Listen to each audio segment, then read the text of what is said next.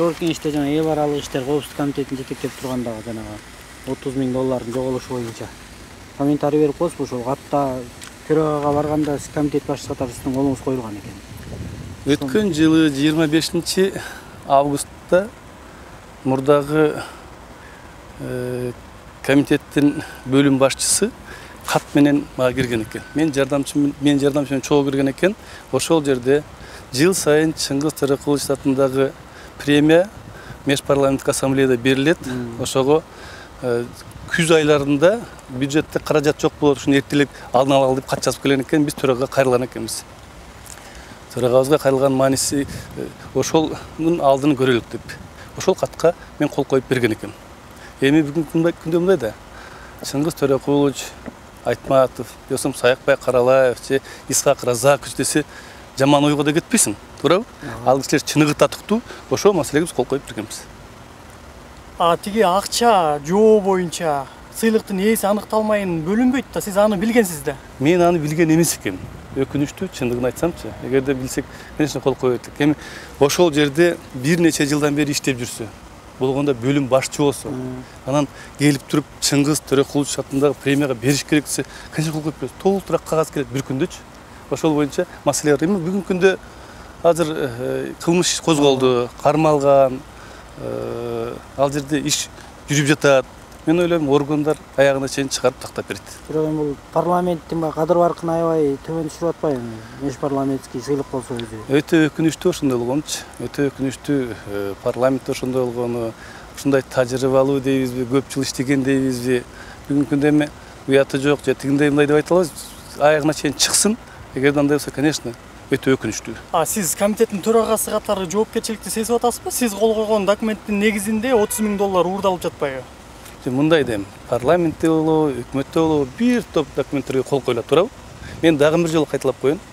Эгерде бүгүнкү күндө сиз иштеп атсаңыз, сизге дагы келип Султан Ибраимович, Турдакын Усубалиевич, Исхак Разакович, Йосим Чыңгыз Айтматов деп келсе, эч качан ойлобойсуң. Чын эле премиясы болсо ошол бериш керек деп. Мурда да ошондой берилип жүргөн да жыл сайынчы. Ушунда. Бирок жоо боюнча сыйлыктын ээси аныкталыш керек. Эми комитеттин төрагасы катары сиз билишиңиз керек эле да. Эми аны алып келгенден кийинчи ушундай деп чогуу алдын алалык жыл сайын ошол ноябрь айларында келгенде бюджетте жок болот, анан тартырыш болот деп түшүндүргөн экен. Конечно, өкүнүчтүү ошондой болгону. Ошондо сиз август айында кол коюп атасызбы? Август айынын 25-индеки. Мен да аны кече жакында билип атпайм да, документтерди көргөндөн кийин.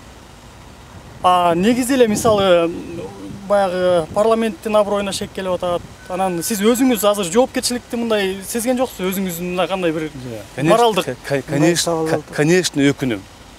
Конечно, өкүнөм. Себеби дегенде бир эле парламенттин эмес, бул эл аралык деңгээлде биз шериктеш мамлекеттердин арасында сөз болуп жатат дейм. Парламенттеги мындай жоопкерчиликтүү кызматкер ошол каражатты өзүнө өзү тартып алыптыр дегендечи. Конечно, өкүнөсүң. Конечно, өкүнөм.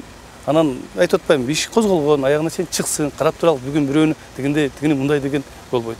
Бизде, мен ойлойм, бизди дагы тергөө чакырса керек. Биз да бүгүнкү күнгө чейин чакырылык, чакырса барабыз. Чакырса барабыз. Бизге жеткен маалымат боюнча ушул жаңылык коомчулукка чыгып кеткенден кийин сиз төрага Жумабековго кирип, ошол $30,000 мен эле берейин, ишти жаап коелу деп айткан экенсиз да? Жок, андай болгон эмес. Мындай болгон. Мени төрага чакырды. 3-күн болчу. Мен бардым.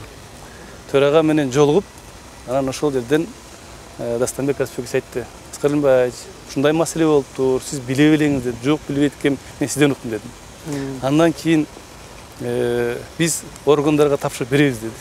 АКС-ке туура болот. Себеби дегенде карап чыгыш керек. Ким күнөөлүү болсо, жоопкерчиликти мойнуна тартыш керек, мойнуна илиш керек. Керек болсо камалыш керек деген сөздөр болду. Андан кийин келип мен өзүм жетекчиме билгедим. Андан кийин ошол күнү кечиндеси мен генералдык прокуратурага телефон чалып, мен адегенде Сапар Жумакадыровичке айттым, ушундай маселе болуптур деп. Андан кийин Индира Распаева менен ошол күндө сүйлөшкөм телефондон. Арыз беребиз деп.